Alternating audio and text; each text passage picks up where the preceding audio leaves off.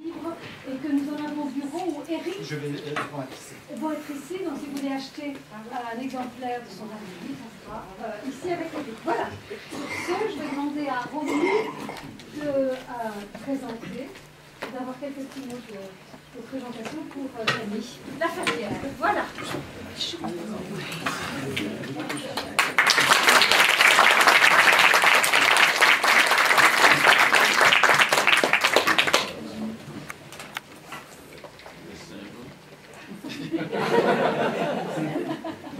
Voilà. On va faire comme l'autre jour. Je vais donc recommencer ce que j'ai dit.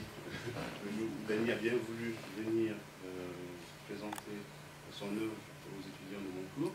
Donc bienvenue à Dany, merci à Aline, merci à tous. Donc pour présenter Dany La Ferrière, je dirais simplement deux mots, mais vraiment deux mots. Dany, écrivain haïtien, qui s'interroge dans tous ses romans à ce que c'est que le sujet de l'écrivain. Voilà. C'est ce que je dirais tout de suite, en te laissant effectivement le soin à la fois de raconter et ton histoire et ton œuvre. Merci. Je t'en prie, Dany. Oui.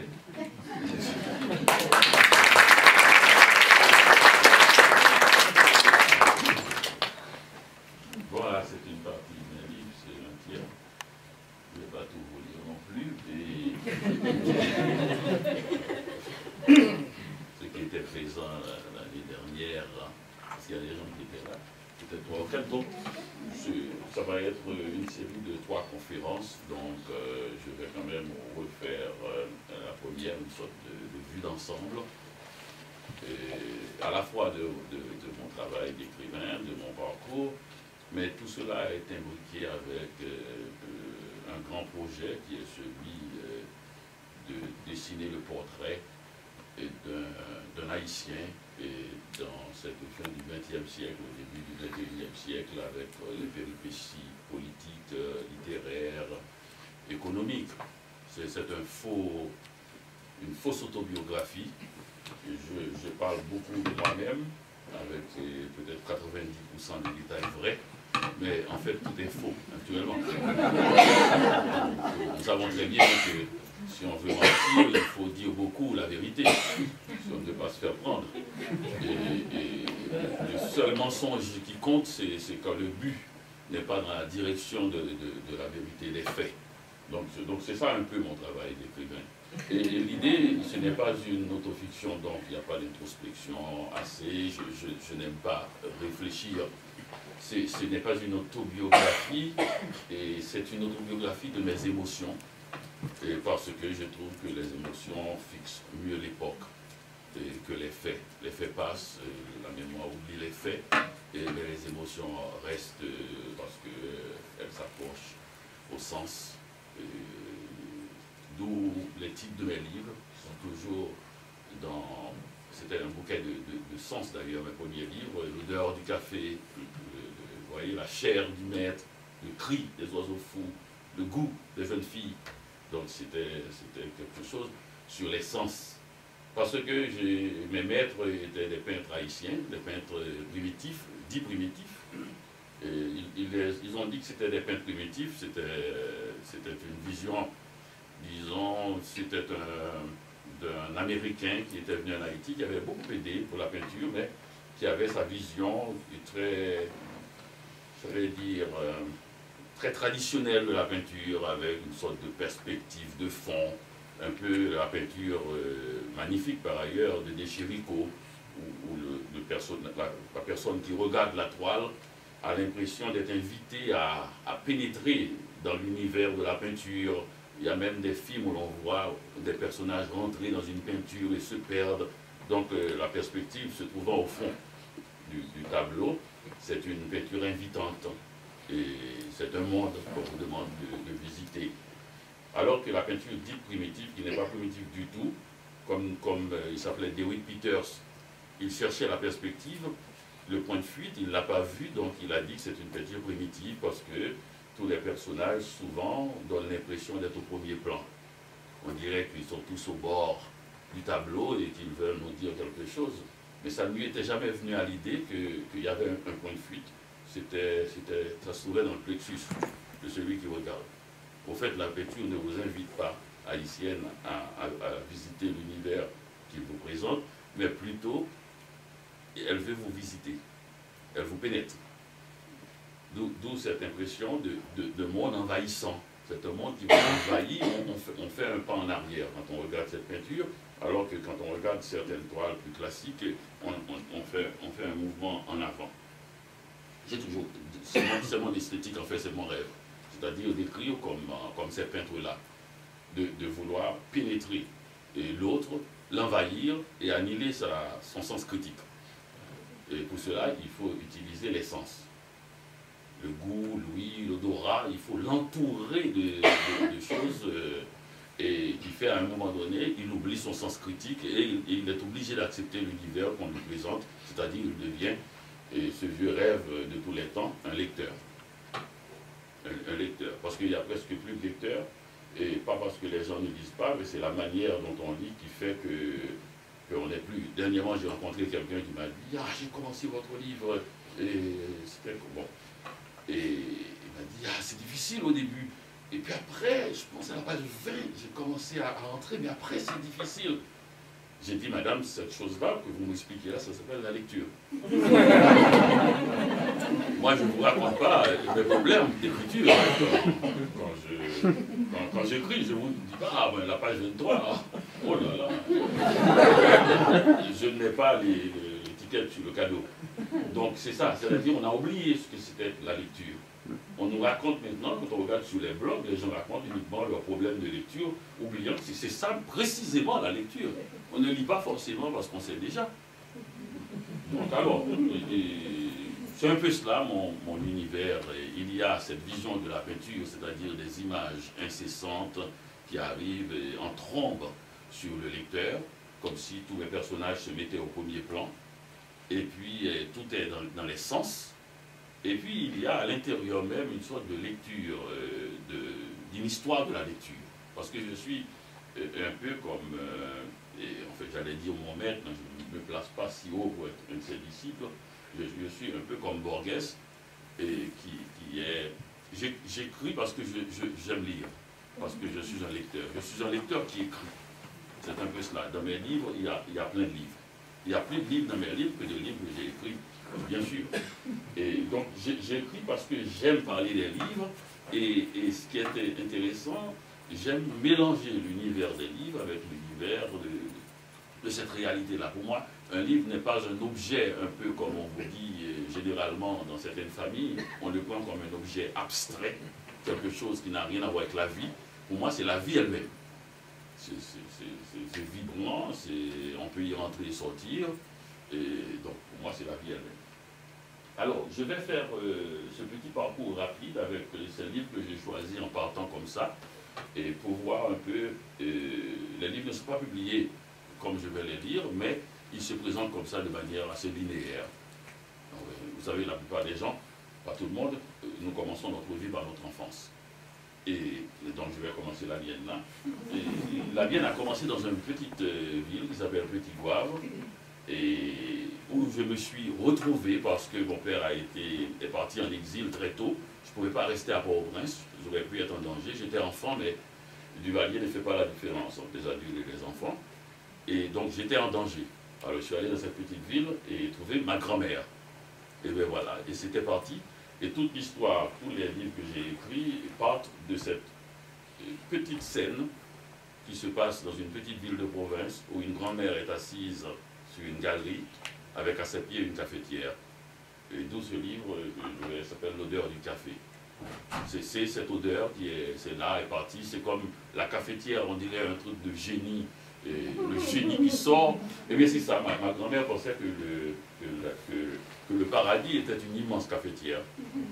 Parce qu'elle passait sa vie à boire du café. Mais un peu exactement comme l'ensemble de mes livres, pour elle, boire du café n'était pas uniquement boire du café. Vous avez remarqué un lien entre le café et l'encre. C'est un carburant. C'est un carburant. Beaucoup d'écrivains utilisent le café, et d'étudiants d'ailleurs aussi. Comme carburant de l'esprit d'ailleurs. C'est la seule boisson qu'on avait interdit en Europe parce qu'ils disaient que ça donnait de l'esprit aux gens. Et pour moi, c'est la seule boisson. Au nom de ma grand-mère, permettez-moi de faire une petite publicité pour le café. Je crois que c'est la seule boisson dont l'odeur équivaut au goût. Un bon café, il a le goût de ce qu'il est. Et, par exemple, il y a des boissons extraordinaires, le vodka extraordinaire, mais le goût est légèrement moins bien que l'odeur. Et il y en a où c'est le contraire. Un bon café, il goûte ce qu'il sent et c'est extraordinaire. Et donc voilà, cette odeur du café, d'où est partie un peu cela. Comme je vous l'ai dit, ma grand-mère, elle avait toujours sa cafetière, et ce n'était pas uniquement une galerie qui est là. Une galerie, c'est un petit endroit où l'on s'assoit devant, et dans le sud, comme ça, pour regarder passer la vie. Et la vie se passe naturellement entre 2h et 5h de l'après-midi. Et ma grand-mère commence par arroser la galerie, mettre de l'eau pour un peu rafraîchir, parce qu'il fait chaud. Il y a toujours des pasteurs américains qui passent devant notre porte, parce que les pasteurs américains sont les seules personnes qui marchent quand il fait très chaud. Dans les pays chauds. Ma grand-mère les fait toujours venir pour s'asseoir et leur expliquer ce qu'est la vie. La vie, c'est qu'il faut entre midi et 5h s'asseoir, sinon on tombe à 5h. Il n'y a personne à convertir en 5h dans un pays comme Haïti. C'est pas parce qu'on est paresseux qu'on s'assoit. Pendant ce temps-là, c'est parce qu'on est intelligent. D'ailleurs, Jules Renard, qui est très bien, a dit la paresse, c'est la faculté de se reposer avant la fatigue. Donc c'est ça qu'on fait.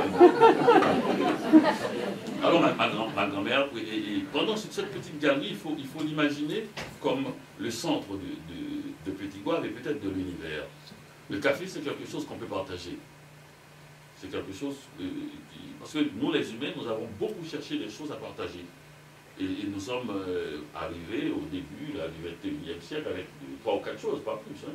On dit bonjour, on fait rarement d'ailleurs ici. On dit bonjour, et puis l'autre est obligé de répondre. Si on est dans un bar, on peut dire c'est quoi votre signe astrologique? Bon là, tout le monde nous dit. C'est si peu qu'on a pour rencontrer un inconnu. Eh bien, le café en est un. Quand les gens passent devant notre galerie, ma grand-mère lui offre du café et la personne parle. C'est le dialogue. Moi, je suis assis sur la galerie et je regarde les fourmis. Je n'existe pas, puisque j'ai la fièvre, et on ne parle pas aux enfants. On parle des enfants. Alors j'écoute, je suis le narrateur de ce livre. Et ma grand-mère parle aux gens, et les gens le racontent parce que le café délie la langue. C'est une grande transmission de savoir, de sagesse, et il raconte sa vie. Et moi j'écoute. Et tout ça va se retrouver dans ce livre une trentaine d'années plus tard. Et j'écoute ce qui se dit. Et voilà, il raconte des histoires de la vie quotidienne. Et j'ai aimé ça très vite. J'ai préféré ça aux contes. Je n'aime pas trop les contes qui se racontent la nuit et qui sont toujours un peu trop folkloriques et trop choses pour moi. J'aime les contes de la vie quotidienne. J'aime quand ma grand-mère dit « Tu vois ce type qui vient de passer, il n'était pas comme tu le vois. » Là, voilà un récit qui me prend. Voilà un conte qui me prend. Et bien voilà, je vais vous présenter cette petite galerie. L'été 1963, j'ai passé mon enfance à Petit Goâve, à quelques kilomètres de Port-au-Prince. Observer et admirer la première phrase, parce qu'elle est d'une banalité totale. Ça m'a pris beaucoup pour l'écrire. Vous savez, on est écrivain avant de commencer à écrire. Parce qu'après la première phrase, on est dans les affaires. Bon, c'est fini, c'est perdu. C'est avant qu'on doit choisir quel type d'écrivain on veut être. Et ça m'a pris des années pour trouver cette première phrase. J'ai passé mon enfance à Petit Goâve, à quelques kilomètres de Port-au-Prince. Je me suis dit, comment trouver une phrase qui résonne comme des écrivains comme Tolstoï? Parce que les nouveaux écrivains, les jeunes, il leur faut une phrase extraordinaire. J'ai passé mon enfance à Petit Goâve, à quelques kilomètres de Port-au-Prince. Quelqu'un qui écrit ça, ça veut dire qu'il est sûr de lui, il sait ce qu'il va dire, il n'essaie pas de briller, il vous dit voilà l'information, mais moi je tremble quand même parce que je voulais bien briller, mais je dis tais-toi là. Tu vas faire comme si tu étais un grand, comme si tu étais. Mais il faut suivre après. Si vous prenez la Nationale Sud, c'est un peu après le terrible mode Tapion, laissez rouler votre camion, on voyage en camion bien sûr, jusqu'aux casernes jaune feu. Tournez tranquillement à gauche, une légère pente à grimper, et essayez de vous arrêter au 88 de la rue Lamar. Il est fort possible que vous voyiez assis sur la galerie une vieille dame au visage serein et souriant à côté d'un petit garçon de 10 ans. La vieille dame, c'est ma grand-mère, il faut l'appeler Da. Da tout court, l'enfant c'est moi, et c'est l'été 63. De forte fièvre. Quand on y pense bien, il ne s'est rien passé durant cet été, sinon que j'ai eu 10 ans. Il faut dire que j'ai été un peu malade, j'ai eu de fortes fièvres, et c'est pour cela que vous m'avez trouvé tranquillement assis au pied de ma grand-mère. Selon le bon docteur Kayumite, un beau nom de fruit tropical, je devrais garder le lit durant toutes les grandes vacances. Da m'a permis de rester sur la galerie à écouter les cris fous de mes copains qui jouent au football tout à côté, dans le parc à bestiaux. L'odeur du fumier me monte aux narines. Un petit garçon très sensible. L'odeur du fumier. Et le paysage, on dirait un dessin de peintre naïf, avec au loin de grosses montagnes chauves et fumantes. Là-haut, les paysans ramassent le bois sec pour le brûler. Je distingue les silhouettes d'un homme, d'une femme et de 3 enfants dans le coin du vieux morne. L'homme est en train de faire un feu à 3 pas de sa maison, une petite chaumière avec une porte et 2 fenêtres. La femme vient de rentrer dans la maison d'où elle ressort immédiatement pour aller se placer devant l'homme. Elle lui parle en faisant de grands gestes avec les bras. Une fumée noire et épaisse monte vers un ciel bleu clair. L'homme ramasse un paquet de brindilles qui jette dans le feu. La flamme devient plus vive. Les enfants courent tout autour de la maison. La femme les fait entrer et retourne de nouveau vers l'homme. Le feu est entre eux deux. Je raconte tout cela à Da. Il faut dire que je raconte tout à Da. Da dit que j'ai un œil d'aigle. Donc voilà, ils sont la mer, juste. Je n'ai qu'à me tourner. Je est tout petit, mais je vous le dis parce que je vais vous dire pourquoi. Je n'ai qu'à me tourner pour voir un soleil rouge plonger doucement dans la mer turquoise. La mer des Caraïbes se trouve au bout de ma rue. Je la vois scintiller entre les cocotiers derrière les casernes. En février, quand il fait moins 25 à Montréal, quand tu lis quelque chose, le type te dit la mer des Caraïbes se trouve au bout de ma rue, t'as l'air riche. Cette simple phrase a changé beaucoup la perception des gens du Nord sur Haïti. Ce n'est plus une question de, on fait les chiffres, per capita, PIB, espérance de vie. Là, brusquement, la richesse insolente est arrivée. La mer des Caraïbes se trouve au bout de ma rue. Donc c'est cela un peu le décor dans lequel j'ai passé mon enfance avec ma grand-mère. Cette petite scène que vous voyez dans ma tête va influer sur tout mon travail d'écrivain. C'est-à-dire, d'ailleurs, ce petit livre m'a sauvé la vie littéralement. J'avais écrit un premier livre. Mon premier livre s'appelait « Comment faire l'amour avec un ex sans se fatiguer ».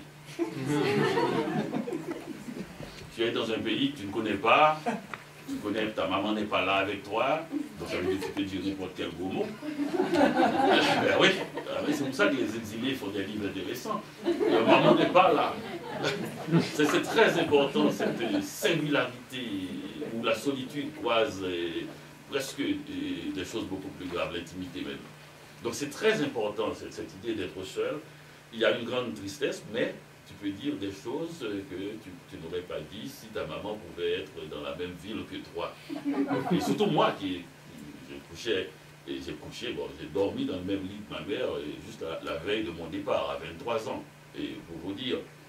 Et là j'ai écrit ce livre, Comment faire l'amour avec un ex sans se fatiguer, dont le titre exact était plutôt, je cherchais un titre et c'était un jour de pluie. Et il pleuvait, je me suis dit, ah, mais je vais l'appeler Comment faire l'amour avec un nègre quand il pleut que vous n'avez rien d'autre à faire. Il était bien, mais il était trop long quand même. Il était trop long.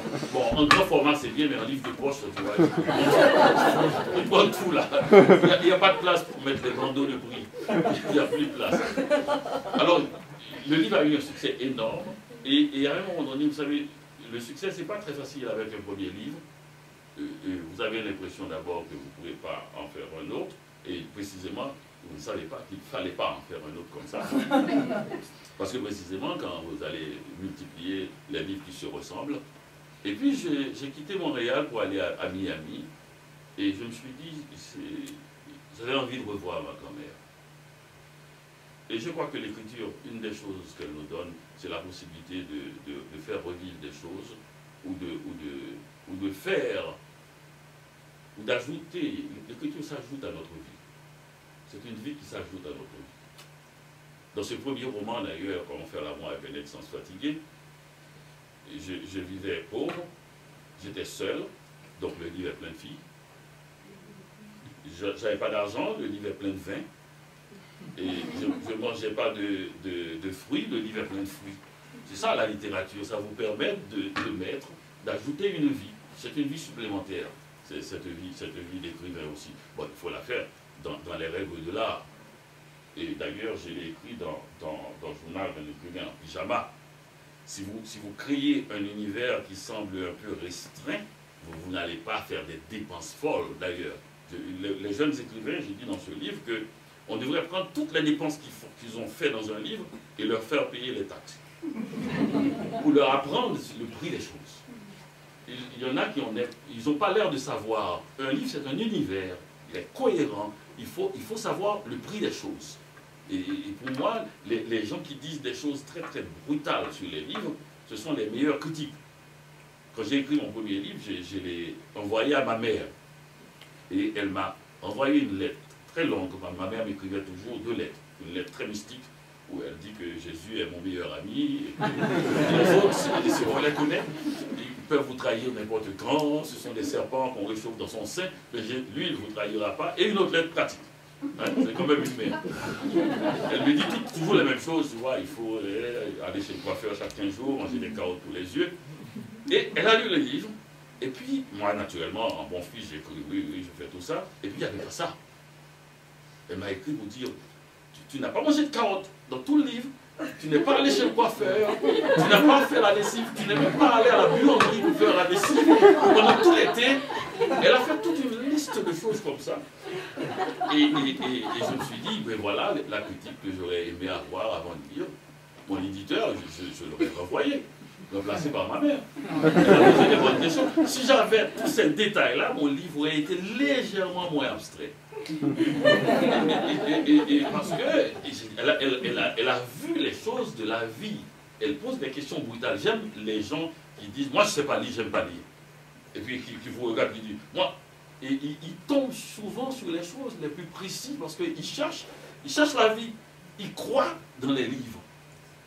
Les gens qui n'aiment pas lire, souvent c'est parce qu'ils ont beaucoup plus d'ambition pour la littérature que les gens souvent qui aiment trop lire, qui ont trop de livres à leur disposition. Donc ils ont beaucoup d'ambition, donc il faut les écouter. Quelqu'un qui a lu 3 livres, c'est pas rien. Donc il faut écouter ce qu'ils disent. Donc c'est très important pour moi. Alors j'étais à ce livre qui m'avait sauvé la vie, donc la gloire. Les filles, les fruits, le vin, tout ce que j'ai mis dans le livre, elle se retrouve dans la vie. C'est ça, le livre appelle les choses. Le livre appelle les choses. Alors je me suis dit, bon Dieu, il faut que je me sauve de tout cela. Et c'est comme ça que j'ai sorti la figure de ma grand-mère. Et j'ai voulu écrire un livre où il n'y a pas une seule phrase qu'on peut citer. En dehors de tout ce qui pourrait être livresque, brillant, qui soit, je voulais écrire un livre pour quelqu'un qui n'a jamais lu de livre. Pour qu'il ne trouve pas un truc de livre, pour qu'il dise, mais j'ai pas lu ça. Et c'est dans l'enfance qu'on trouve ça. Et parce que dans l'enfance, on n'est pas loin de la littérature est à l'intérieur de nous d'ailleurs. Donc j'ai voulu, et c'est pour ça que j'ai écrit ce petit livre, L'odeur du café. Il y a eu des problèmes politiques, et je suis rentré à Port-au-Prince. J'ai quitté ma grand-mère pour aller vivre avec ma mère. Alors, Port-au-Prince, j'étais à Petit-Goâve dans l'universel. C'est-à-dire, le monde était relié par une chaîne de tasses de café. Et là, j'arrive à Port-au-Prince dans une vie excessivement brutale, où la gasoline règne, c'est la seule odeur qui règne. Et toujours le jour, le soir, à Port-au-Prince sent le ylang-ylang, qui est une fleur qui sent bon quand même, le jasmin aussi. Mais le jour, c'est la gasoline, la politique. Le nationalisme, je ne connaissais pas ça, moi. Moi, je n'étais pas en Haïti, j'étais à Petit-Goâve. J'étais même pas à Petit-Goâve, j'étais sur la galerie de ma grand-mère. C'est ça l'enfance. Et là, je tombe dans des histoires de Duvalier, des histoires de Noirs, des histoires d'Haïtiens, des histoires de trucs. Et naturellement, heureusement, on a habité dans une maison où en face se trouvait un groupe de jeunes filles. D'où le titre, Le goût des jeunes filles. Elles étaient... Et ces jeunes filles-là, je ne savais pas, j'avais pas l'impression qu'elles allaient à l'école. Mais elles étaient belles. Et moi, je devais préparer mon examen d'algèbre. J'étais à la fenêtre, je regardais de l'autre côté des voitures qui rentrent, qui sortent, et ma mère qui disait chaque fois qu'elle passait devant la fenêtre, elle ne comprenait pas, et moi qui regardais comme aspiré. Parce que moi, je ne pouvais pas sortir, puisque mon père était en exil, donc je pouvais être repéré, je portais le même nom que lui, et là, j'étais en face, absorbé, intrigué, mais complètement dans ce monde-là, cet univers de gaieté, de joie, de voitures qui rentrent et qui sortent. Ils avaient une sorte de driveway qui était toujours occupé. Et ma mère derrière, qui représentait tout ce qu'il y avait de traditionnel, qui voulait que son fils devienne quelqu'un. Parce que c'est ça que Duvalier, la corruption. Duvalier voulait prouver aux exilés, il voulait prouver, comme tous les corrompus, que nous sommes tous corrompus. C'est le rêve des corrupteurs, de faire de nous tous des corrompus. Et ma mère et certaines autres voulaient montrer que c'est pas vrai.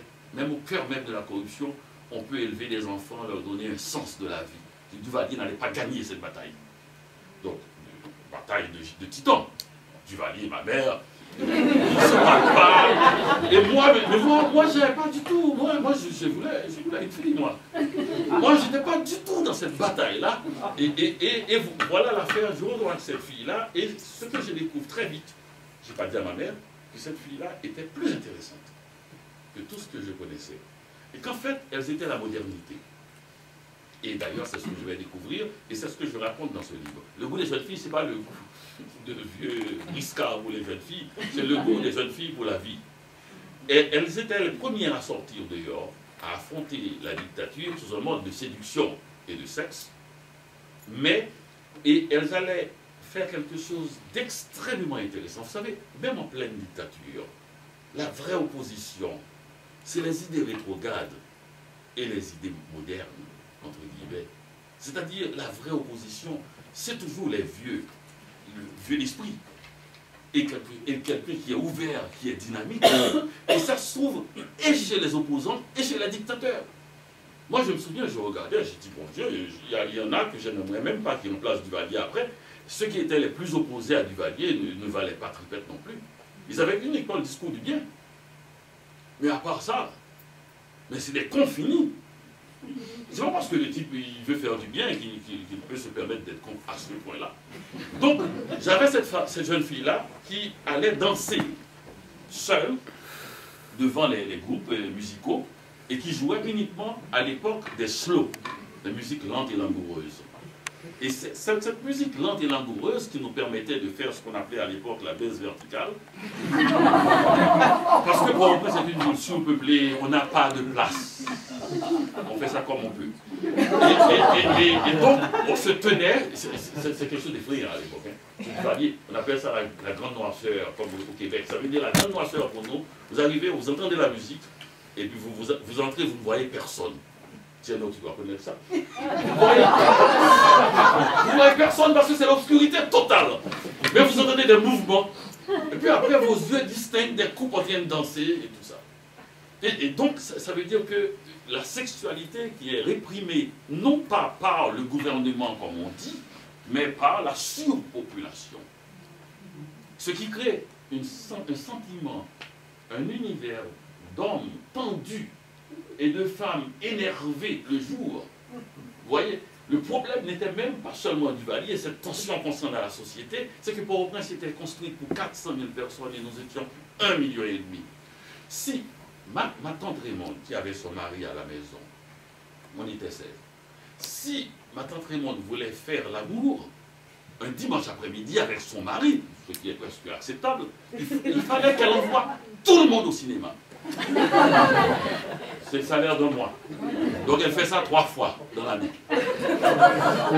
Est-ce que vous voyez une tension? Mettez 1,5 million d'individus sur un territoire exigu, avec une tension comme ça, des gens qui ramassent l'argent pour pouvoir faire l'amour avec leur mari. Donc la société est extrêmement tendue. Et voilà pour ces jeunes femmes-là, en créant une manière d'être nouvelle, les premières à embrasser en public, les premières à aller au bal et ne pas danser, pas attendre que les hommes les invitent à danser, et à danser devant le groupe sans faire des trucs sexuels, juste pour le plaisir de danser, et bien qu'est-ce qu'il fait?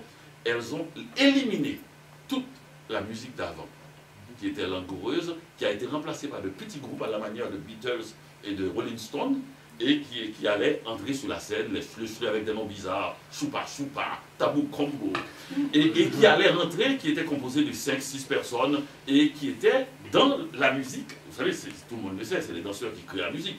Elles ont obligé à la musique à changer complètement. Et voilà, c'est ce livre que j'ai écrit pour raconter un peu leur odyssée. Ça s'appelle Le goût des jeunes filles. Mais quand même, il n'y a pas que ça, il y a aussi la politique.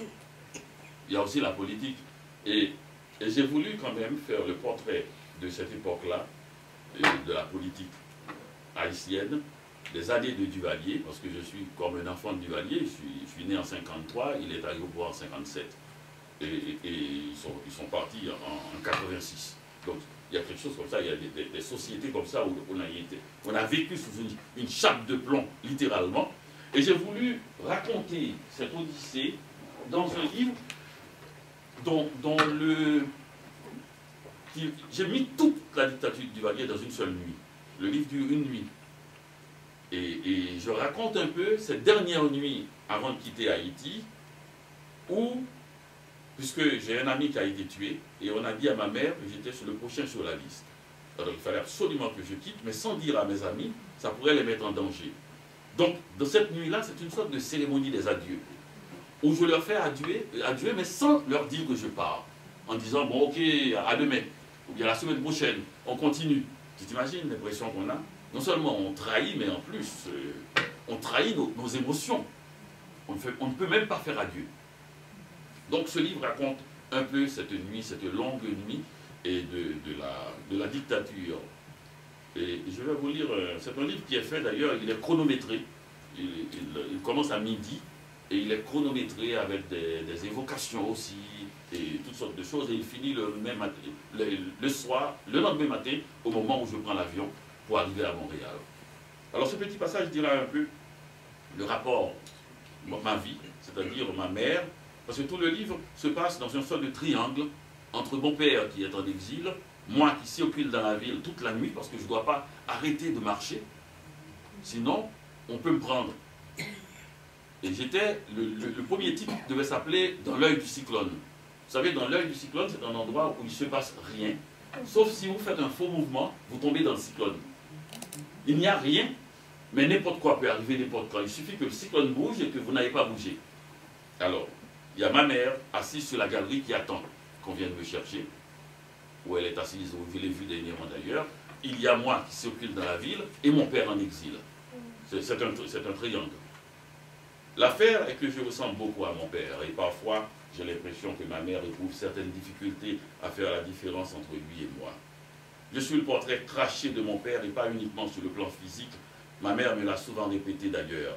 Quand j'étais un gamin, je pensais que mon père n'avait eu qu'à cracher dans le ventre de ma mère pour que je sois conçu. Aujourd'hui, à 23 ans, je suis physiquement aussi grand que mon père et il m'arrive de porter ses cravates. Ma mère les a religieusement gardées au fond de son armoire durant toutes ces années pour un jour pouvoir contempler l'image parfaite de mon père pour me rendre à une quelconque conférence de presse ou à la réception annuelle de l'association des journalistes. Souvent dans ces moments-là, ma mère s'adresse à moi comme à mon père. Il faut dire qu'en plus de lui ressembler, je porte son prénom. Cela n'arrange rien pour ma mère qui tente désespérément d'oublier la souffrance causée par le départ de mon père. Ce moment-là m'a fait penser une définition de l'exil que j'ai faite peut-être dans ce livre, je crois. L'exilé, ce n'est pas celui qui part, mais celui qui reste. Et donc ma mère a pris l'exil 2 fois, une fois par mon père, une autre fois par moi. C'est un étrange ballet. D'une part, elle fait tout pour retrouver mon père en moi, et d'autre part, elle veut oublier cet homme dont la mémoire l'a fait en souffrir. C'est son drame intime. Disons tout de suite que mon père n'a pas quitté ma mère pour aller vivre avec une autre femme plus jeune et plus belle, ce qui est assez courant dans notre société, et le cas de la plupart de mes amis. Si c'était cela, connaissant ma mère, elle l'aurait détesté, ce qui aurait grandement simplifié les choses. Mais non, ces deux-là s'adoraient. Alors comment oublier un homme que vous adorez et qui ne vous a pas quitté? C'est la question à laquelle ma mère doit faire face chaque jour. Voilà, mon père vit en exil depuis près de 20 ans. Au début, on avait sans cesse des nouvelles de lui. Il utilisait toutes sortes de subterfuges pour prendre contact avec ma mère, tout en évitant d'attirer la suspicion de ceux qui l'ont expulsé du pays. Pendant un bon moment, il pensait pouvoir revenir à Port-au-Prince. Curieusement, de son côté, ma mère n'a jamais nourri ce rêve. Et c'est elle la première qui a voulu prendre une certaine distance. C'était devenu trop dur pour elle. Elle commençait à parler toute seule, errait dans la maison comme un zombie et devenait franchement irritable. Elle n'arrivait plus à distinguer le rêve de la réalité, le jour de la nuit, le blanc du noir, l'absence de la présence. Ma mère avait des responsabilités trop importantes pour se permettre de perdre la tête. Il lui a fallu prendre une décision.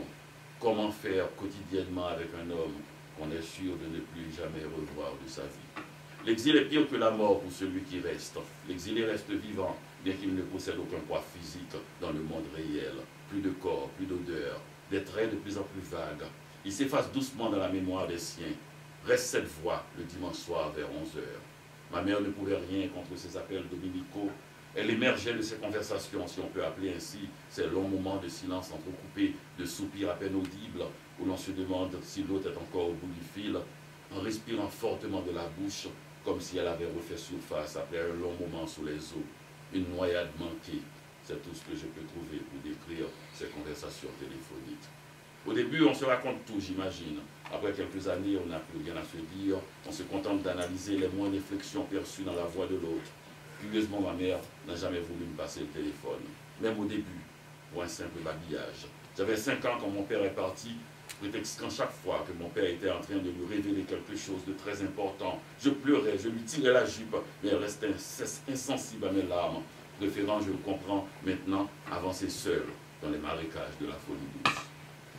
Mon père, de l'autre côté, s'enfonçait lentement dans les eaux glauques et putrides du cauchemar éveillé. Ce genre de cauchemar où l'on se trouve toujours en face d'une porte qu'on finit par ouvrir pour tomber devant une autre porte qui donne sur une nouvelle porte, et cela pendant 20 ans.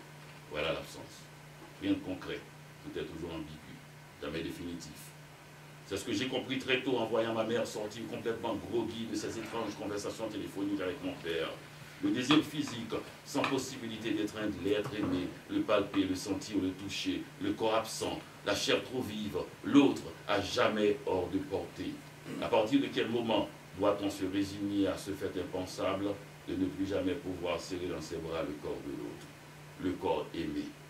Un corps, un esprit, un cœur, encore tout palpitant, à l'autre bout du fil. Ce fil qu'il faudra se résoudre à casser un jour. Mais quand? Voilà la question que ma mère se posait, il y a quelque temps encore, à l'ombre des lauriers roses. Ouais, pleurer, hein?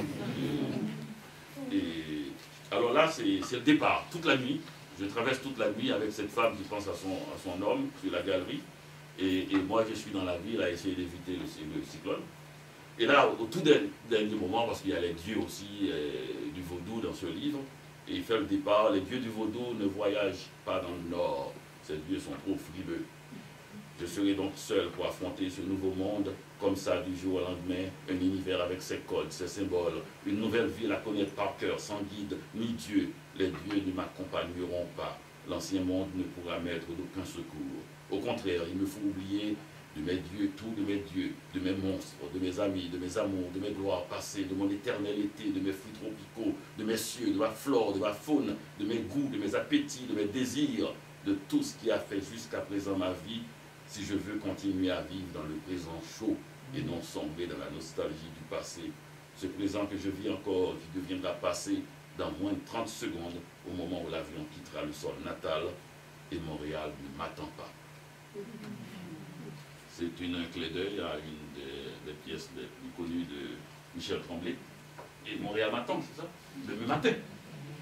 Alors, le personnage, le narrateur, qui n'est pas tout le temps moi, parce que, comme je vous l'ai dit, c'est un jeu, le jeu JE, c'est un jeu complexe, qui comprend et moi et l'ensemble des autres aussi, de tous ceux qui sont partis. Et je ne suis pas la seule à avoir une mère et un père en exil et une mère qu'il adorait, et non plus à avoir des idées politiques. C'est toute une époque qui est là. Et j'arrive maintenant à Montréal. Et c'est ça continue comme linéaire presque, puisque vous avez vu que je viens de prendre l'avion. Et là, ça tombe carrément. Je quitte une dictature tropicale en folie, encore vaguement puceau, quand j'arrive à Montréal en plein été 76.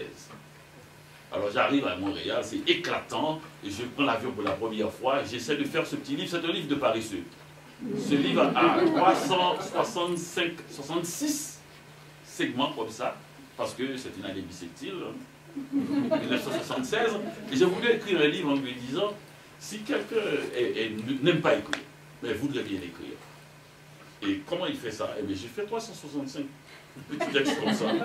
Souvent, tu fais 5, et puis ta journée est faite. Tu t'emmerdes pas. Et puis tu écris des choses très naïves. Je regarde le ciel en pensant qu'il y a quelques minutes, j'étais là-haut, parmi les étoiles, la première fois. Sur tous les écrans de l'aéroport et même du monde, la petite gymnaste aux grands yeux noirs effrayés et aux longs bras si frêles qui volent, dansent et n'ouvre les yeux et les bras qu'au moment où ses pieds touchent le sol. Du premier mouvement jusqu'au moment où elle s'arrête d'un geste net et précis, le corps arqué, Nadia Comaneci dort. Voilà l'explication de sa note parfaite, 10, la première de l'histoire des Jeux Olympiques. Un couple en train de s'embrasser, un baiser interminable, la fille est en mini-jupe rouge, je ralentis le pas. C'est la première fois que vous voyez ça, des gens s'embrasser en public, tu t'imagines? Le couple se défait. Vous avez vu, par exemple, j'ai dit, j'arrive encore vaguement puceau. On m'a longtemps posé la question, comment peut-on être vaguement puceau? Eh bien oui. Eh bien oui. Je l'avais fait, mais je n'en étais pas conscient. Eh bien oui. Le couple se défait, la fille regarde marcher le jeune homme un long moment jusqu'à ce qu'il se perde dans la foule des voyageurs. Tête baissée, elle retourne à sa voiture. On traverse un quartier très animé quand cet homme avec un masque de renard s'est mis à tambouriner sous le capot du taxi pour ensuite s'allonger sous le pare-brise. Le chauffeur ne parvient plus à voir la route. Le renard a sauté par terre quand la voiture a tourné dans cette rue calme et ombragée. Oh, j'avais jamais vu ça, moi. À l'époque carnaval, on peut se déguiser. Mais sous Duvalier, tu fais ça, qu'est-ce que tu veux cacher? Tu te retrouves en prison, littéralement. Sur un balcon fleuri, quelques fêtards en train de converser et de boire. Des gens s'embrassent en pleine rue, sans se soucier des voitures qui slaloment entre les couples. Eh bien, quand quelqu'un vient en Haïti à Port-au-Prince, je dis, écoutez, la voiture, la rue lui appartient, c'est votre ennemi. Alors quand je vois les gens s'arrêter quand on passe là, je dis, ne regardez pas, il va vous écraser, n'ayez aucun doute. Si vous le voyez venir, il est à 400 mètres, vous êtes là, il va vous avoir. Donc ça veut dire, arriver voir des gens qui essaient de slalomer pour ne pas frapper des gens en s'embrassant, et ici même c'est encore pire, ils s'arrêtent, hein, ils descendent, et puis ils s'arrêtent. Le chauffeur de taxi ouvre la radio, une voix au perché annonce la présence en ville de rockstars, de mannequins et autres dieux du stade. Il éteint le poste en murmurant, c'est Babylone. Un homme complètement nu, courant sur le trottoir, les policiers font semblant de ne rien voir, la foule applaudit. Sodome, dit le chauffeur. J'avais remarqué une Bible verte sur le siège avant. On s'éloigne de la fête en roulant vers le nord. Je ferme les yeux un bref instant pour être avec moi-même. Des adolescents jouant au hockey dans le parking violemment éclairé d'un supermarché. Un homme à sa fenêtre avec un gros ventre blanc et des bras velus gueule son besoin de sommeil. Hier, par exemple, je faisais la sieste pendant qu'on faisait le... Hier, par exemple. C'est toujours ainsi en été, me glisse le chauffeur, quand le jour refuse de céder le pas à la nuit. Alors c'est en petite touche, j'essayais de regarder cette ville et par les yeux de quelqu'un qui vient d'arriver et qui, sans dire je m'étonne, et simplement capte des choses qui dit qu'il n'est pas... Et il va traverser un peu toute la ville comme ça, et toute l'année, puisque c'est la première année, et c'est là que tout se passe généralement, et il le dit d'ailleurs. J'ai connu les 4 saisons, j'ai connu et la jeune fille et la femme, j'ai connu la misère, j'ai connu aussi la solitude dans une même année. Si j'étais resté à Port-au-Prince, je n'aurais pas connu autre chose que ma famille, mes amis, les filles de mon quartier et peut-être la prison. Quitter son pays pour aller vivre dans un autre pays, dans cette condition d'infériorité, c'est-à-dire sans filet et sans pouvoir retourner au pays natal, me paraît la dernière grande aventure humaine. Je dois dire qu'on ne mange pas la même nourriture, qu'on ne s'habille pas de la même manière, qu'on ne danse pas au même rythme, qu'on n'a pas les mêmes odeurs, ni les mêmes accents, et surtout qu'on ne rêve pas de la même façon, mais c'est à moi de m'adapter. Je dois tout dire dans une langue qui qui n'est pas celle de ma mère. C'est ça le voyage. Ce pays Haïti, comme dit le poète Georges Castrat, où l'on va à la mort par routine. J'ai quitté là-bas, mais je ne suis pas encore d'ici. Attendez, jeune homme, ça fait juste 1 an, me dit le vieux clochard du parc qui m'a appris à préparer le pigeon au citron. Sur la table depuis 2 jours, mon exemplaire tout neuf du cahier de retour au pays natal du poète martiniquais Aimé Césaire, je n'ose l'ouvrir, car ce retour semble si loin dans ma pensée que je le confonds aisément avec une forme de mort. Je ne peux pas dire quand exactement cette ville a cessé pour moi d'être une ville étrangère, peut-être quand j'ai arrêté de la regarder. T'es arrivé trop tard, vieux, me dit l'Africain. Alors, dans tout le livre, il y a cet Africain chaque fois qui lui dit « T'es arrivé trop tard !» C'est toujours un type, t'es arrivé trop tard. Il y a à peine 5 ans, on pourrait voir le Premier ministre quand on veut. T'es arrivé trop tard, on pourrait ramasser des filles dans une soirée comme on veut. Eh bien, t'es arrivé trop tard, me dit l'Africain, je te le dis pour la dernière fois. Tout est fini ici, je m'en vais. Je suis allé voir le boss, après le déjeuner, sur un coup de tête, et je lui ai dit que je le quitte à l'instant pour devenir écrivain. Et c'est là qu'on devient écrivain. C'est quand on a pris la décision, pas quand on commence à écrire, ça c'est la cuisine. C'est la mécanique. Ça, il faudrait bien le faire. Sans un mot, le comptable m'a remis mon dernier chèque, mais la secrétaire a rougi quand j'ai effleuré sa nuque en partant.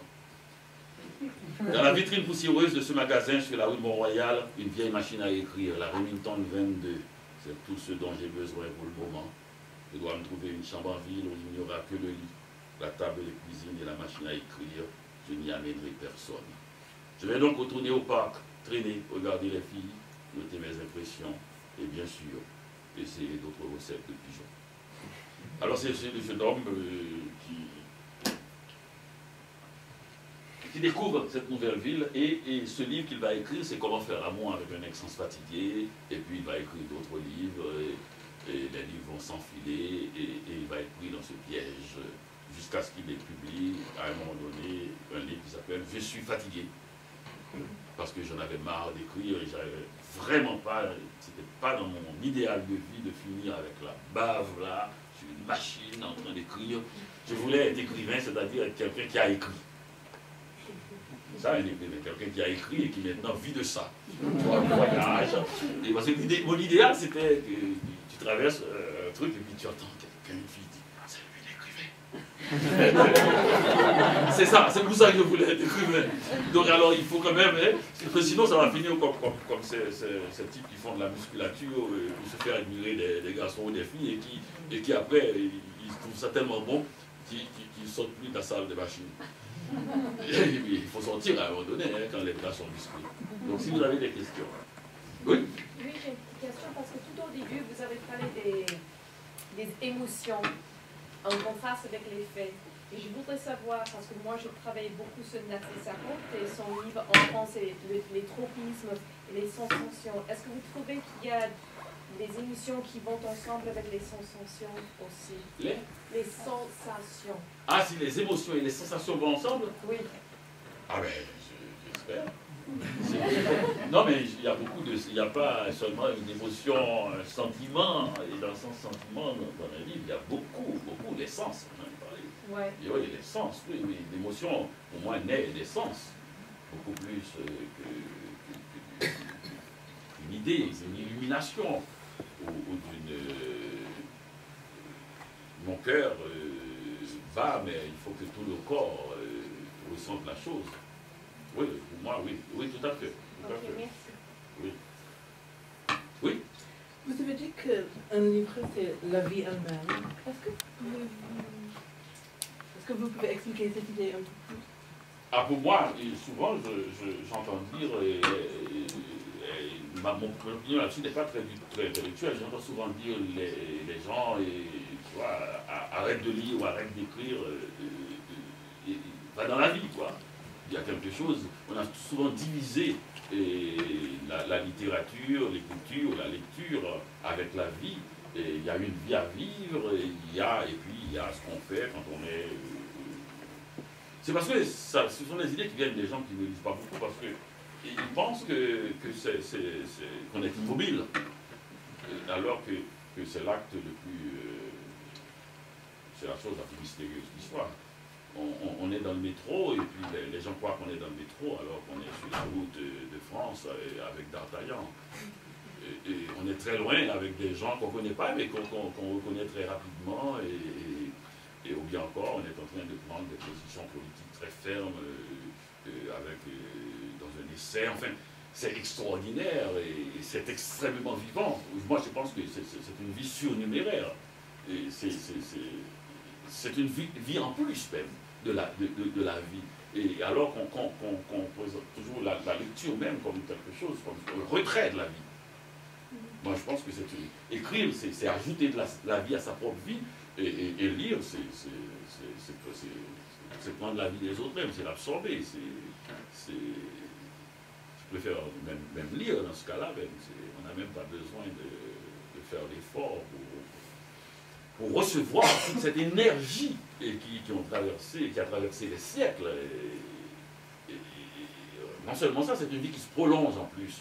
Vous savez, quand on lit un écrivain, je ne sais pas moi, n'importe lequel, on lit Baldwin par exemple, et ben, il est plus vivant que nous au moment où nous sommes en train de le lire, puisque nous devons nous taire pour l'écouter. Nous sommes plongés dans ses pensées. C'est lui qui est vivant. C'est lui qui est encore plus vivant que nous. Et à la fin de la lecture, nous allons devenir lui. Et Whitman l'a bien dit d'ailleurs dans un poème magnifique. Il dit, en ce moment je suis en train d'écrire, je suis compact, vivant, concret, solide. Et quand vous me lirez, je ne serai plus là, et je serai compact, vivant, concret et solide. Et il va se passer comme un mouvement d'énergie entre nous deux. L'un va donner vie à l'autre, constamment. Donc pour moi, la vie est au cœur, l'écriture, la lecture est au cœur, le livre lui-même est au cœur même de la vie. Et voilà.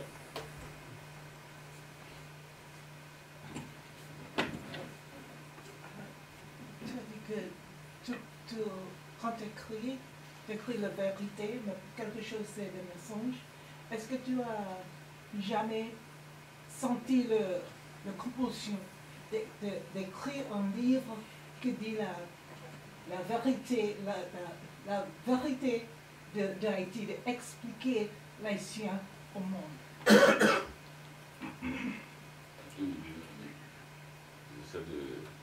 De prendre des segments. Bon, d'abord, l'une des choses que j'ai faites avant d'écrire, en commençant à écrire, c'est d'essayer de me situer moi-même dans l'espace. Et la première chose que je me suis dit, et contrairement à notre culture haïtienne, c'est que je ne veux pas être le centre du monde. Parce que c'est précisément cette idée qui a créé la littérature. L'idée, Haïti, c'est un pays où chaque individu pense sincèrement qu'il ne peut avoir comme objectif que d'être président d'Haïti. Minimum. Même pas président des États-Unis, c'est pas sérieux. Haïti, là c'est sérieux. Donc ça veut dire qu'il y a cette idée, cette singularité forte qu'on nous donne, cette idée que nous sommes chacun extraordinairement présent dans la vie, et Haïti devient naturellement un pays d'individus comme ça, donc une nature singulière. Ce qui fait qu'il n'est pas mort après le séisme. C'est parce que ce sont tous des individus complets, total. Mais je voulais voir précisément comment peut-on être haïtien et en même temps être dans la foule. Comment peut-on avoir cette singularité, cette conscience de soi, et en même temps être dans la foule? Alors cette conscience de soi, c'est dans le jeu que le narrateur tient, et être dans la foule, c'est avoir constamment dans l'idée, c'est d'où le mensonge, qui n'est pas un mot moral. C'est-à-dire, j'écris sur moi-même, mais j'entends les autres. Je suis une machine qui capte, j'ai des oreilles partout, et j'entends les autres, et je mets aussi des traces de leur vie, et je me souviens, ma femme, dont sa mère a été tuée quand elle avait 7 ans par son amant, son mari, et elle a été tuée, et quand le cadavre du beau-père est passé devant elle a giflé le cadavre. 7 ans, elle s'est levée, elle a giflé le cadavre. C'est une scène, on est dans le grec là, chez les Grecs. Mais j'ai glissé dans un de mes livres qui se passe à Petit Goave, ça se passe, si ce n'est pas un mari, c'est un amant cette fois, et il n'a pas ce nom qui est très traditionnel, il s'appelle Milord, tu vois, un amant ne peut s'appeler que Milord, c'est bien, Milord. Donc, le type qui tue une femme, qui se fait, après il s'est tué après, c'est pour ça qu'il a giflé, le cadavre, il s'est tué après, il ne peut s'appeler que Milord, et puis elle lit ça, elle dit, mais j'étais quoi avec la petite fille? Je l'aurais fait. Mais j'ai dit, mais c'est toi.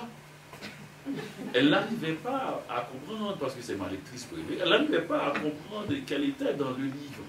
Et pour qu'elle puisse comprendre vraiment qu'elle était dans le livre, puisqu'elle lit un livre, et que je crois, moi, que les livres, pour moi, c'est comme si on m'a donné la possibilité de savoir écrire, eh bien, je mets tous les gens que je connais dans mes livres. C'est comme, je dis, bon, ça va bien pour moi, je te donne une place. Et tous les gens de Petit Goave se trouvent dans mes livres, mes amis de Port-au-Prince, les choses, et si vous êtes gentil après... Comme on vient de se connaître, c'est 1000 $. Mais j'ai mis son nom.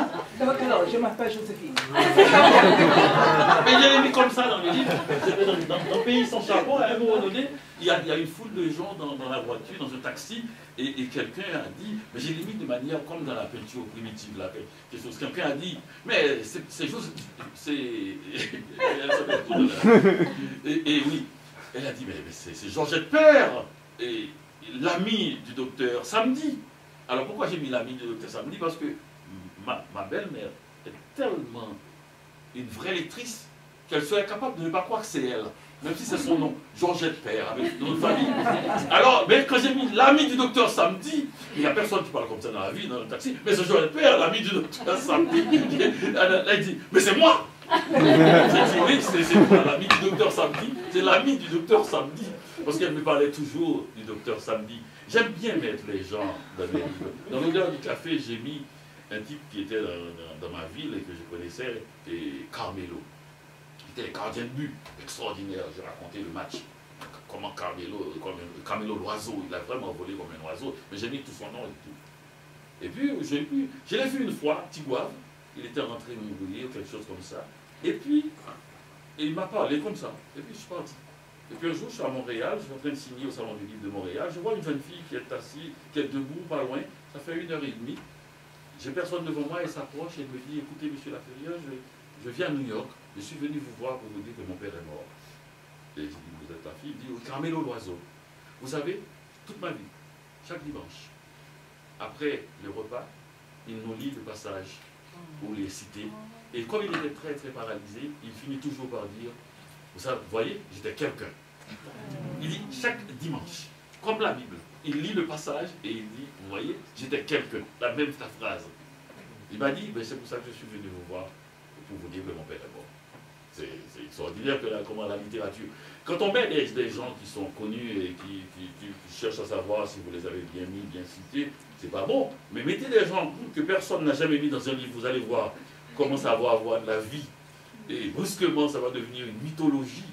Et c'est pour ça que mes livres sont remplis de gens. Et ils paient pas 1000 $, tous. Oui. Vous vous considérez plus haïtien ou montréalais? Et est-ce que vous parlez de la dualité, comme par exemple d'autres auteurs américains comme Faulkner l'ont fait? Bon, j'ai écrit un livre qui s'appelle Je suis un écrivain japonais. Pour éviter ce genre de choses. N'a aucun intérêt pour moi en tant qu'écrivain. Oui. Dans la vie quotidienne, je ne sais pas, enfin, maintenant. Et voilà, je suis un écrivain japonais. Parce que, vous savez pourquoi? Je vais vous le dire très sérieusement. Je crois que les écrivains, les gens qui sont dans le Sud, ils subissent ce que j'ai appelé l'outrage géographique. Vous pouvez écrire, j'ai écrit, je suis un écrivain japonais, vous pouvez écrire, j'ai écrit un livre qui s'appelle Hiroshima, et mon journal d'un écrivain en pyjama, je parle peut-être de, pour moi, peut-être Alexis Roumet, mais après il y a peut-être 150 auteurs cités, dont Tanizaki, Miller et autres. Je pourrais écrire ce que vous voulez. On va vous comparer avec le premier écrivain qui vient du Sud, qui vient de sortir son livre aussi. Et on va vous dire d'ailleurs, on va vous mettre ensemble dans la critique, on va faire un papier dessus. Oui, votre sujet peut être ce que vous voulez. Parce que nous sommes encore à la question géographique de la lecture. on groupe les gens. Alors que précisément, ce que les gens font dans la vie, c'est qu'ils groupent les gens. Et dès qu'on rencontre quelqu'un, on cherche à savoir quel âge il a. Pour savoir, pour se placer dans son affaire. Le temps, pour moi, a une force beaucoup plus forte. Et c'est le rêve même d'où cet idéal de la postérité et de l'écrivain. Le temps a un truc beaucoup plus fort, surtout de nos jours, vraiment avec les trucs, et beaucoup plus fort que l'espace. Et donc, est-ce pour moi, ce genre de choses, c'est l'une des raisons de mon écriture, parce que c'est très ancré, vous avez vu. Je ne suis même pas de Tahiti, mais de la Willamar. Mais en même temps aussi, ça ne m'empêche pas, et c'est ce que ma grand-mère m'a toujours dit, ça n'a rien à voir. Vous êtes de la Willamar, donc du monde. Donc du monde. Et de tous les temps. De tous les temps. Puisque comme quand on est enfant, on croit quand on ferme les yeux, le monde n'existe plus. Et je crois que c'est vrai. Donc on est de tous les temps. Tous ces gens-là qu'on voit, c'est nous qui les avons créés parce qu'on a ouvert les yeux. Vous savez, si je ferme les yeux là, vous allez tous disparaître. mais tous, tant que vous êtes. Et quand je vais ouvrir les yeux, vous allez apparaître. Donc c'est une idée d'enfant, mais c'est une idée très vraie. C'est une idée très vraie. Donc cette idée, ce nationalisme culturel n'est pas du tout de mon truc. Par contre, il y a un pays, il y a des gens, il y a une communauté d'esprit, il y a des gens qui ont vécu dans des conditions. Et je pense qu'un pays ne devrait exister pour soi que s'il est dans une situation difficile.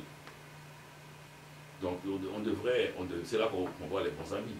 C'est quand on est dans une mauvaise passe. Alors là, le pays existe pour moi. Et une fois, j'avais dit quelque chose que je faisais et quelqu'un m'a dit « Ah, mais tu ne savais pas si haïtien que ça ?» J'ai dit « Oui, je suis haïtien quand ça va mal en Haïti. » Je pouvais faire ça. Peut-être haïtien que de voler au secours de la victoire. Oui? Une question peut-être liée à la dernière. Je pense que tous, quand on vous a lu, maintenant, quand on vous écoute, nous remarquons que votre style en français, c'est très né, c'est très moderne, justement, qui peut, je pense, marquer la distance d'une racine culturelle géographique. Alors, j'aimerais demander d'où, à votre avis, vous tenez ce style. C'est de votre éducation, de vos lectures indépendantes, de la vie au Québec, ou d'où vient votre style en français? Oui. Vous vous rappelez, j'avais dit toujours, avant, mais écrivain avant d'écrire. Oui. Avant d'écrire.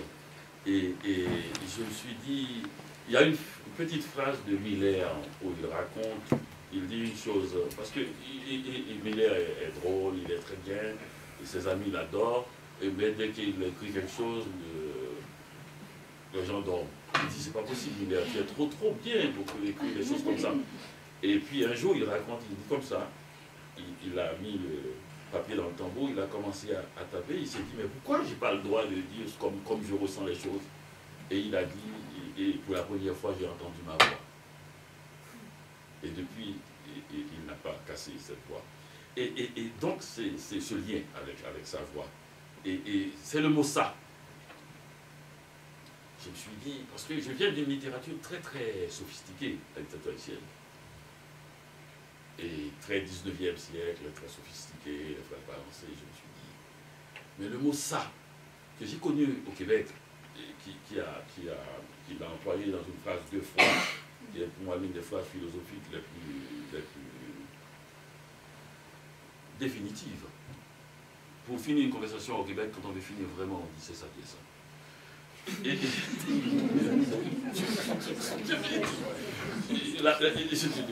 Au Québec, la gloire arrive avec quand on met un mot 2 fois. Oui, le ligand à ce verbe comme la neige a neigé. C'est le verbe le plus connu de mes ligands et peut-être même de la poésie québécoise, comme la neige a neigé. Donc c'est ça qui est ça. Donc je me suis dit, le mot ça pourrait être un mot important. Parce qu'il est très moderne, il casse toute cette langue qui se veut. Parce que, vous avez remarqué, je fais attention quand je parle, et dans des choses, je ne fais pas du tout, je ne dis pas truc tout le temps, mais je trouvais que le mot ça allait être important dans ma littérature. Et d'ailleurs, je l'ai mis, c'est le premier mot que j'ai mis dans mon premier livre.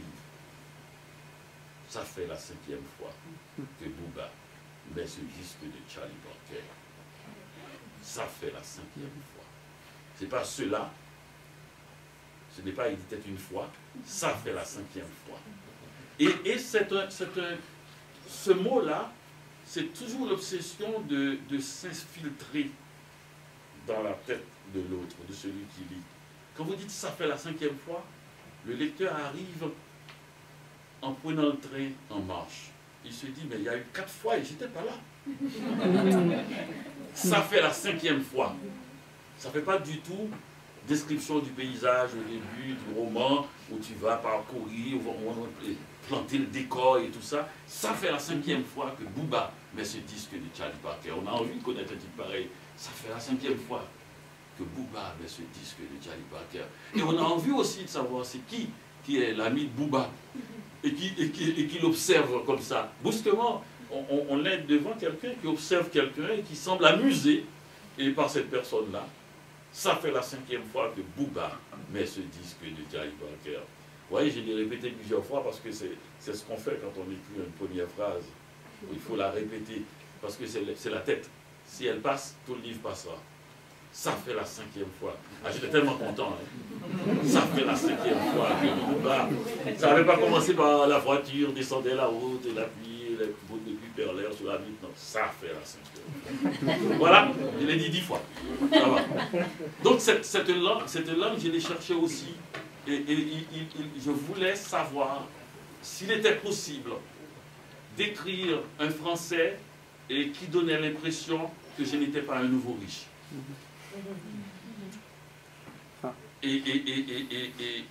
Parce que moi, je suis obsédé par l'idée du type qui est là depuis longtemps. Par exemple, Julien, qui est là, m'a-t-on dit, qui est venu la première fois à 3 mois. C'est pour ça qu'il circule sur le territoire avec cette aisance. Tu ne peux pas faire comme lui. Toi, il est en pyjama. Tu ne peux pas. Tu ne peux pas faire comme lui. Il a toujours été en pyjama, il a pris son biberon, il a le droit de téter sa mère, même pour maintenant là. Les arbres, ce sont ses amis. Donc, tu ne peux pas. Et moi, c'est ça mon obsession comme écrivain. Arriver à cette usure. Et il y a un type, là, Nicolas Bouvier, qui avait un titre magnifique, L'usage du monde. Parce que j'ai toujours été intrigué par le rapport un peu étonné de l'écrivain. Et je n'aime pas ce regard étonné dans les salons bourgeois. Pour moi, l'écrivain doit être... c'est pour ça que j'ai toujours une petite distance avec Proust là-dessus. Et pour moi, l'écrivain, j'aurais aimé savoir ce type-là, ce vieux aristocrate qui est assis dans le coin. Quand Proust arrive dans ce salon et qu'il est introduit et qu'il va décrire, je sais pas moi, Duchesse Dreyfus, qu'il va décrire et tous ces gens-là, et dans la réalité plus tard dans son livre, et c'est pas Proust que j'ai envie d'entendre sur ce salon-là, c'est ce vieux aristocrate qui vient cuver son vin là dans le coin. Il n'en a rien à foutre absolument du salon. Et j'aimerais savoir comment il voit ce salon qu'il ne regarde pas. Et Proust a l'air de parvenu. Et je crois que nous lisons des comptes rendus de parvenus. Tu vois, Julien, je ne pourrais pas, tu vois. Des fois, il ne mange même pas, tu comprends? Mais moi j'aime ça, je trouve que c'est bon la cuisine là-bas, tu vois. Donc, je suis parvenu, j'arrive là, je suis tout content d'être là. Et j'aimerais bien avoir ce regard-là. Le soleil n'est pas un aristocrate parce qu'il est toujours là. Il n'a pas besoin d'être, il est là. Il est là. Donc c'est ça que j'ai voulu en essayant d'avoir cette phrase. D'ailleurs, cette première phrase, je vous avais lue. Et je suis né à Petit Goâve. Où es-tu, toi? C'était quoi? J'ai passé mon enfance à Petit Goâve. C'est ça. Cette phrase, presque une vieille phrase, il n'y a aucun affect en premier. J'ai passé mon enfance à Petit Goâve à quelques kilomètres de Port-au-Prince. Tu vois? Il n'y a pas des phrases là comme ça. des choses, il n'y a pas de panache. Et puis là, on monte la musique tout doucement, et la personne s'assoupit avec le texte, et puis finalement, vous occupez son esprit et vous le zombifiez. Merci.